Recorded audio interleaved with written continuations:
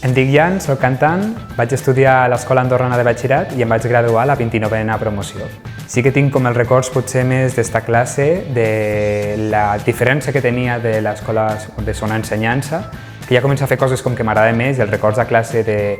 escoltar els professors de parlar de coses que m'agradaven, això va ser una cosa que em va marcar molt, i els moments més distesos, potser a la cafeteria, que és una cosa que també ens va marcar molt a tots, van ser sobretot a nivell d'història de l'art, potser, perquè tinc moltes referències artístiques que puc utilitzar dins de la meva feina i, evidentment, el que més m'ha servit és l'assignatura de música,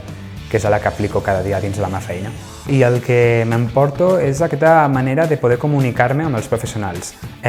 Com els professors quan fèiem alguna presentació, amb el PR, per exemple, que m'ha ajudat molt a l'hora d'enfrontar-me dins del món laboral, d'això, per exemple, els càstings, de poder parlar i exposar el meu projecte a dins dels professionals. I dins de la indústria, presentar el que estic treballant. I sobretot aquestes habilitats comunicatives van ser el que més em van ajudar. Jo els diria més a l'hora d'abans d'entrar